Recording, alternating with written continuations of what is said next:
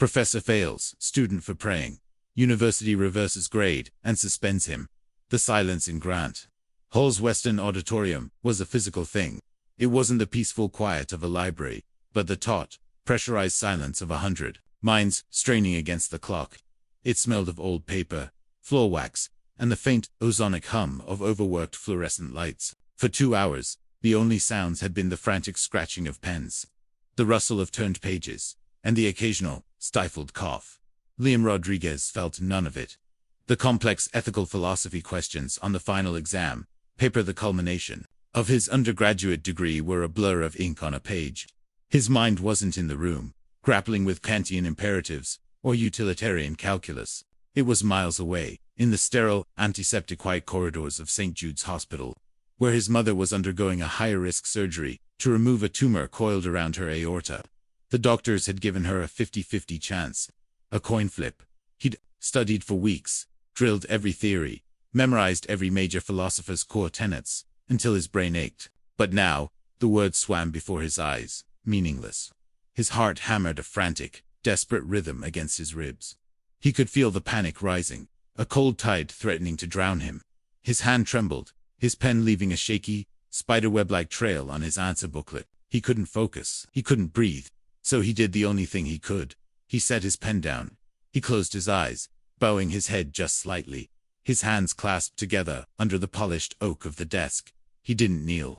He didn't make a sound. It was an internal act, a silent, desperate plea sent out into the universe, to God, to whatever force might be listening. Please, just let her be okay. Please, just guide their hands. Let her live, please. A single hot tear escaped his tightly shut eye and traced a path down his cheek, falling with a nearly imperceptible pat onto the exam booklet. Mr. Rodriguez. The voice sliced through Liam's concentration like a shard of ice. It was sharp, resonant, and utterly devoid of warmth.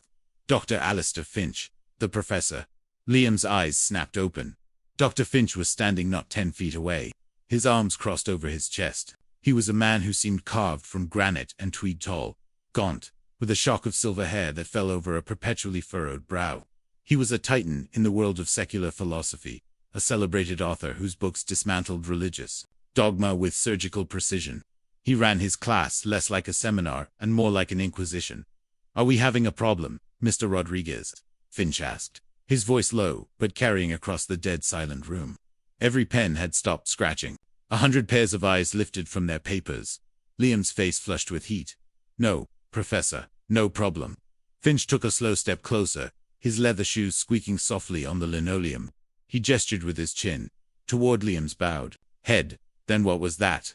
A moment of sudden, profound fatigue? Or were you engaging in a ritual?"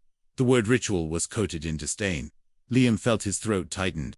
"I was just taking a moment, sir." "A moment for what?" Finch pressed, his voice rising, drawing every ounce of attention. In the room, he was a performer, and the lecture hall was his stage. A moment to consult a supernatural entity for the answers, to seek divine intervention on a question about John Stuart Mill. Is that the state of academic rigor at this institution? A nervous titter rippled through some of the students. Others just stared, wide-eyed, frozen in a mixture of fear and morbid curiosity. "No, sir," Liam whispered, his voice barely audible. "It wasn't about the exam." "Oh, I see," Finch said, a cruel thin smile playing on his lips. "So you were using university time during a final examination for which you were being graded to conduct personal business with the man in the sky. Is that it?" Liam didn't answer. He just stared down at his desk, his knuckles white where he gripped them in his lap. He felt the weight of 100 gazes on him, hot and heavy like a physical shroud. Finch walked right up to his desk, looming over him. Liam could smell his cologne, something old and musky, like sandalwood and condescension. The professor picked up Liam's exam booklet, holding it between his thumb and forefinger, as if it were contaminated. "This is a temple of reason, Mr. Rodriguez," Finch declared, his voice now a booming pronouncement for the entire hall. "A place where we engage with the world through logic, evidence, and critical thought. We do not appeal to ancient superstitions born of fear and ignorance. We do not pray." He held the booklet up. And then, with a flourish of theatrical disgust, he took a thick, red pen from his jacket pocket. He uncapped it with a definitive click. There is only one grade for this kind of behavior in my classroom, Finch announced. He brought the pen down, and with a single, vicious slash, drew a massive F across the first page of Liam's exam. The stroke was so aggressive, it tore through the thin paper. "You have failed," Dr. Finch said, dropping the ruined booklet back onto the desk. The sound echoed in the cavernous silence. "Not just this exam, but the very principle this university stands for. You may leave." The humiliation was a physical blow. It knocked the air from Liam's lungs, left a ringing in his ears. He couldn't move. He just sat there, staring at the scarlet letter branding his work, the torn paper a symbol of his shredded dignity. Around him, students began to cautiously resume their work, trying desperately not to look at him, but he could feel their stolen glances. He was a pariah. An example. Slowly, shakily, Liam pushed his chair back. The screech of its legs against the floor was a sound of pure agony. He stood up, not looking at Finch, not looking at anyone. He walked down the aisle, his footsteps deafeningly loud, each one a hammer blow to his spirit. He could feel Finch's smug, triumphant gaze on his back the entire way. As his hand touched the heavy wooden door to leave, a girl in the back row, a quiet art student named Sarah, discreetly lowered the phone she had been holding just above her textbook. She had caught the last 30 seconds. The red pen, the torn paper, the final, crushing declaration. And she hit save. The world outside Grant Hall was unnaturally bright. The late spring sun glinting off the collegiate Gothic architecture of Northwood University, the meticulously manicured lawns, the ancient oaks spreading their paternal branches over meandering stone paths. It was all a picture of idyllic academia, a brutal contrast to the ugliness that had just transpired. Liam stumbled onto a stone bench overlooking the campus green, his body moving on autopilot. He didn't feel the sun on his skin or the cool breeze that rustled the ivy on the nearby walls. He felt hollowed out, scraped clean by the public shaming. The scene replayed in his mind on a torturous loop. Finch's sneering face, the collective stare of his peers, the slash of the red pen. It was a brand on his soul. Everything he had worked for years of sleepless nights, of sacrificing social events to study in the library, of pushing himself to the absolute limit to maintain his scholarship had just been incinerated. An F in this capstone course didn't just tank his GPA. It meant he wouldn't graduate. His scholarship would be void. His future, the one he had so carefully constructed, had been demolished in less than 5 minutes. All for a moment of silent, desperate hope. He dropped his head into his hands, a dry, ragged sob catching in his throat. The tears wouldn't come. He was beyond tears. He was in a state of pure, unadulterated shock. His phone buzzed in his pocket. He ignored it. It buzzed again and again, probably friends asking how the exam went. How could he even begin to explain? Then, a different, colder fear cut through the fog of humiliation. His mum, the surgery, he had completely forgotten to check. His hands trembling, he pulled the phone from his pocket. The screen was a chaotic mosaic of notifications, but he ignored them all, his thumb hovering over his sister's contact. He was afraid to press it, afraid of what news might be waiting on the other side. This failure, this public disgrace, would be nothing compared to that. This was the true abyss. Taking a shuddering breath, he pressed the call button. It rang once, twice. Liam, his sister's voice was strained, exhausted, but it was there. "Chloe, how is she?" he asked, his own voice cracking. There was a pause, a breath of static on the line.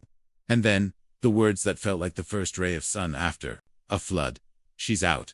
The surgeon just came to talk to us. It was complicated. But he thinks they got it all. She's stable. She's in recovery." Relief washed over Liam with such ferocious intensity it buckled his knees. He leaned forward, bracing his hands on the bench.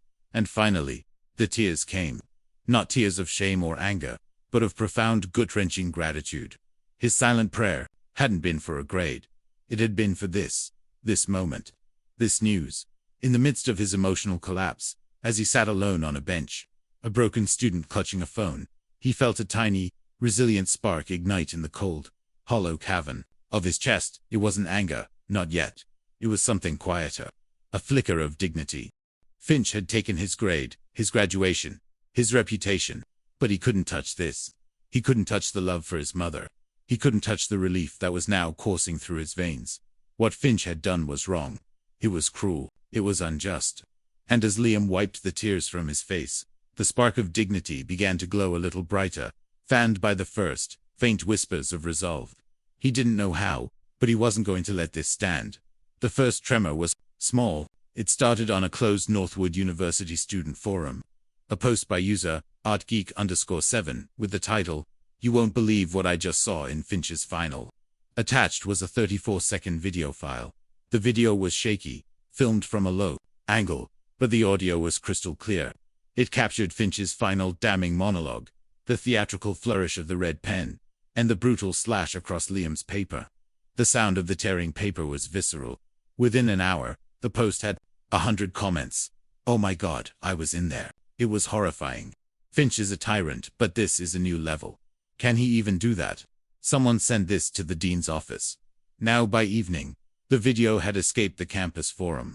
A student reporter for the Northwood Daily Herald embedded it in a tweet. That's when the match hit the gasoline. The tweet was picked up by a local news affiliate, then a national one. By the next morning, the hashtag was born. Hashtag Pray for Liam. It was simple, empathetic, and explosive. Liam, holed up in his small off-campus apartment, watched it happen in a state of dazed disbelief.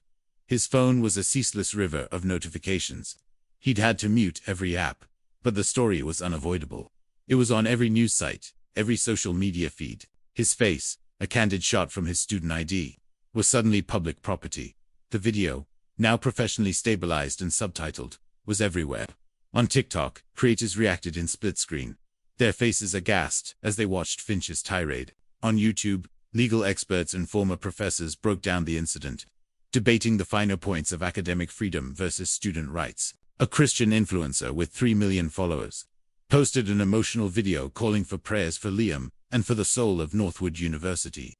A famous atheist comedian, known for his own sharp critiques of religion, tweeted, "I don't believe in God, but I do believe in not being a sadistic theatrical bully. This isn't about faith. It's about decency. Fire Finch." The story had transcended its initial context. It was no longer just about a professor and a student. It became a proxy war for everything. Freedom of religion, the tyranny of academia, the decline of civility, the rights of the individual against the institution. It was a perfect storm of outrage. The university, a centuries-old institution that prided itself on its quiet dignity and intellectual rigor, was in full-blown panic mode. The switchboard was overwhelmed with calls from angry parents, alumni, and donors. The official Northwood social media accounts were a battlefield. The comments section, a torrent of fury and condemnation. The carefully curated image of a progressive, tolerant bastion of higher learning was cracking under the pressure. Dean Albright, a woman whose career was built on navigating the treacherous politics of academia with calm, steely diplomacy, found herself at the heart of the inferno. Her office, usually a serene space of mahogany and leather-bound books, felt like a war room. The phone rang incessantly. Her inbox was a digital avalanche. "Get me a statement ready," she commanded her beleaguered communications director. "Something about a full and immediate investigation. Emphasize our commitment to both academic freedom and the well-being of our students." Vague, but firm. "What about Dr. Finch?" the director asked, wiping sweat from his brow. Dean Albright's jaw tightened. Alistair Finch was not just any professor. He was a cornerstone of their humanities department. A prestigious get for the university who drew in millions in research grants and donations. Firing him would be a messy, litigious nightmare. But keeping him was rapidly becoming a PR apocalypse. "Get him in my office," she said, her voice low and dangerous. Now meanwhile, at St. Jude's, Liam sat by his mother's bedside. She was weak, pale, and hooked up to a symphony of beeping machines, but she was alive. She managed a faint smile when he held her hand. "My brave boy," she whispered, her voice raspy. "You look so tired." He tried to smile back. "Just worried about you, Mom." He hadn't told her. He couldn't. Her heart was fragile enough. He just sat there, holding her hand, the roar of the viral storm outside feeling a million miles away. He wasn't #pray for Liam, the viral symbol. He was just Liam, a son holding his mother's hand, profoundly grateful she was still here to hold it. But as he looked at her peaceful, sleeping face, the resolve inside him hardened into steel. The world might be fighting a culture war with his name as its banner, but his fight was simpler. It was for his mother's sacrifice, for his own hard work, for the simple, quiet right to hope without being punished for it. The system was trembling. Now, He just had to wait for it to break. Dr. Alistair Finch strode into Dean Albright's office with the unshakable self-assurance of a man who believed he was not only right, but righteous. He had seen the news. He had seen the hashtag. He considered it all to be the hysterical shrieking of an unenlightened mob. "Eleanor," he began, using her first name in a way that was both familiar and dismissive. A reminder that he had known her for years, long before she was a dean. "I assume this is about the digital lynch mob that has mistaken sentimentality for intellectual injury." Dean Albright did not invite him to sit. She remained standing behind her large, imposing desk, her hands clasped behind her back. The office was soundproofed, a necessary feature for the difficult conversations that took place within its walls. Today, it felt less like a sanctuary and more like a cage. "This is about a 34-second video, Alistair," she said, her voice cold. "And even a video in which you publicly humiliate a student, destroy his final exam, and fail him in a core course, effectively preventing him from graduating." Finch scoffed, a dry, airy sound of contempt. "I upheld a standard. The boy was engaging in magical thinking during a rigorous academic exercise. It's a flagrant violation of the principles of this institution. I made an example of him. A necessary, if unpleasant, part of the educational process." "You made the university a global laughingstock," Albright countered, her voice dropping an octave. "We have 3 major corporate sponsors who are threatening to pull their funding for the new science wing. The Alumni Association president called me personally, screaming about how his phone hasn't stopped ringing. We have news vans parked on University Avenue. This is not an educational moment, Alistair. This is a 5-alarm fire, and you are holding the gasoline can. So we capitulate to the mob." Finch's eyes flashed with indignation. "To the religious zealots and the social media children who think a like is a valid intellectual position. Since when does Northwood University bow to pressure from the ignorant? Since their ignorance started costing us $50 million. Albright shot back, her composure finally cracking. She slapped a hand down on her desk, the sound making Finch flinch. "This isn't about your philosophical crusade anymore. It's about your conduct. Your job is to teach, to challenge, to inspire. It is not to bully, to degrade, and to publicly crucify a student who is, by all accounts, in the midst of a severe personal crisis." She slid a file across the desk. "I had a call with Liam Rodriguez's sister this morning. His mother was undergoing a major oncological surgery during your exam. Her chances were 50-50. He wasn't praying for an answer on the test, Alistair. He was praying for his mother's life." For the first time, a flicker of something not guilt, but perhaps surprise crossed Finch's face. It was gone, in an instant, replaced by his usual hardened certainty. "His personal circumstances are irrelevant to the academic standard," he insisted, though his voice had lost some of its booming conviction. "They are anything but irrelevant," Albright said, straightening up. "They are the context. And your complete and utter lack of compassion in that context has become a liability this university can no longer afford." She looked him directly in the eye. "The board held an emergency meeting this morning. Effective immediately. Dr. Alistair Finch, you are placed on indefinite, unpaid administrative leave pending a full investigation by the Board of Regents." The words hung in the air, thick and heavy. Finch stared at her, his mouth slightly agape. Unpaid leave. Pending investigation. These were the university's code words for a slow, quiet execution. It was the beginning of the end. "You're siding with him," he sputtered, incredulous. "With the superstition, the weakness." "I'm siding with the reputation of this university," she said, her voice now devoid of all emotion. "And with a basic standard of human decency you so spectacularly failed to meet. The decision is final." The power in the room had palpably shifted. He had walked in as Alistair Finch, the untouchable intellectual giant. Now, he was just a man who had been suspended. His brand, built over decades of academic snobbery and celebrated cruelty, was turning to ash. He could see it all slipping away. The book deals, the speaking engagements, the endowed chair, the reverence of his students, the very identity he had so carefully cultivated. He was no longer the inquisitor. He was the accused. As Finch stumbled out of the office, his face a mask of grey disbelief. An email was being delivered to Liam Rodriguez's student inbox. Subject: regarding your grade in PHIL 499, dear Mr. Rodriguez, asterisk following a preliminary review of an incident that occurred during your final examination. The dean's office has determined that your assigned grade of F was issued improperly and without sufficient academic cause. The grade has been administratively reversed and will be recalculated based on your coursework and previous examination results. We understand you are facing a significant family emergency, and we extend our sincerest hopes for a positive outcome. The university is committed to ensuring a fair and supportive environment for all its students. Sincerely, Office of the Dean of Humanities. Liam read the email 3 times, sitting in the uncomfortable plastic chair of the hospital waiting room. His mum was sleeping soundly, her breathing steady. The viral storm hadn't brought him justice. The system had, creaking and groaning under the weight of public pressure. He didn't feel a surge of triumph. There was no joy in Finch's downfall. There was only a quiet, profound sense of relief.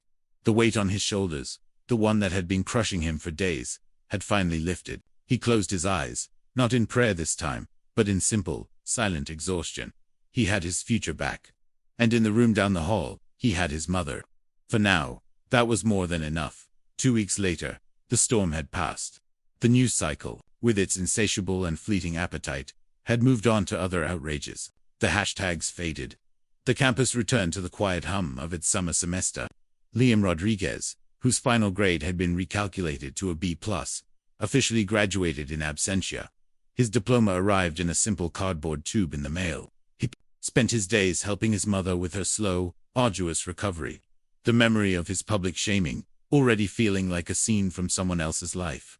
Alistair Finch, however, was living in the wreckage. His suspension had become a de facto termination. His publisher had put his upcoming book on indefinite hold. The speaking invitations had evaporated. He was a pariah in the academic community he once ruled. He spent his days in his cavernous, silent house, surrounded by books that suddenly offered no comfort. Nursing a bitter and profound sense of betrayal, he had demanded one final meeting with Dean Albright, not to appeal, but, in his words, to understand the totality of the institutional cowardice. She granted it.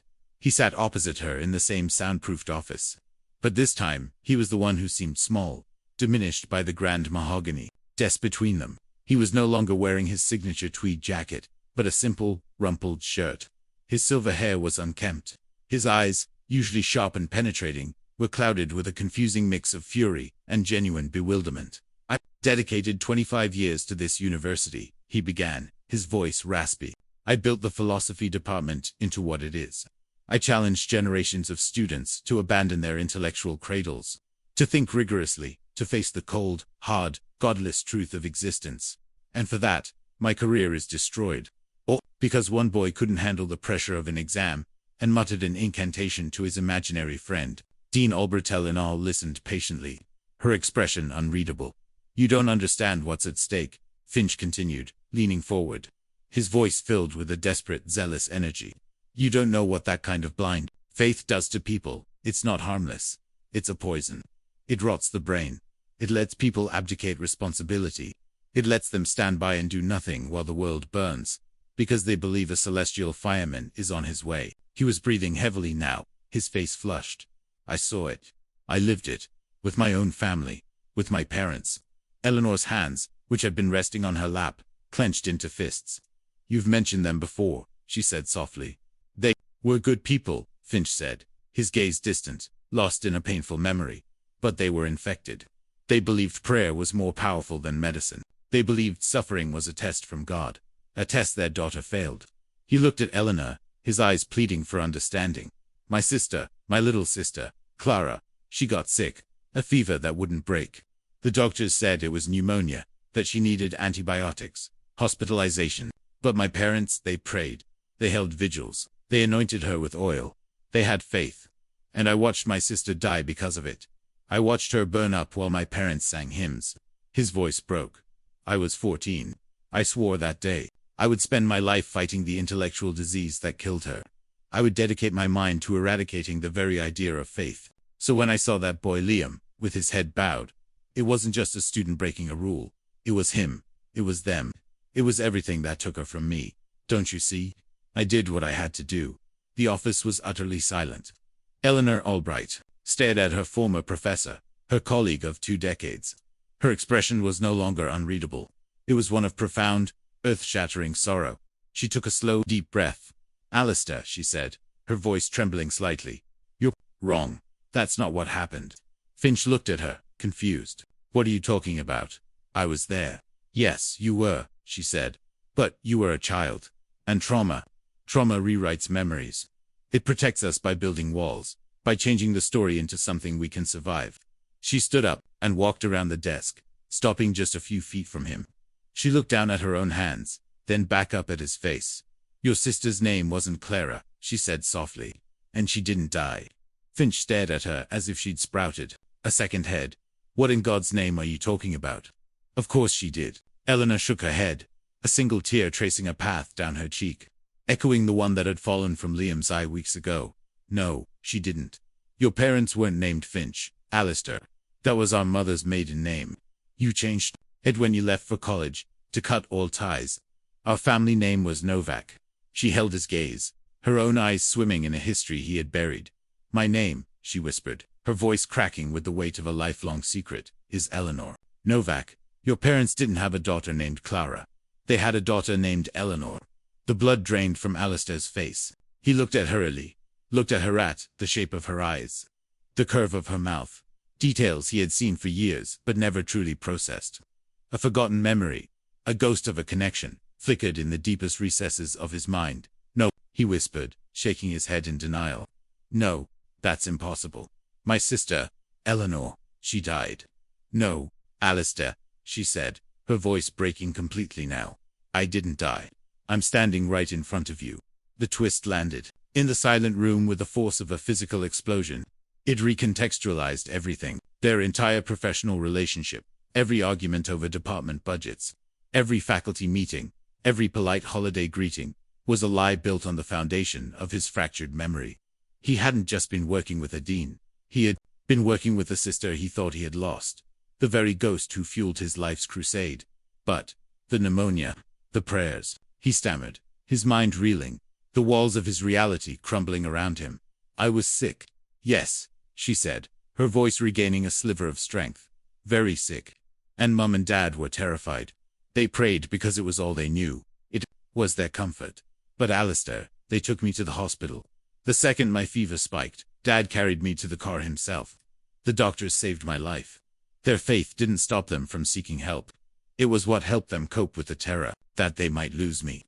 She reached out, her hand hovering in the air before she let it fall. You were so angry, so hurt. You saw their faith as a betrayal of reason, a betrayal of you. You couldn't process the fear, the helplessness.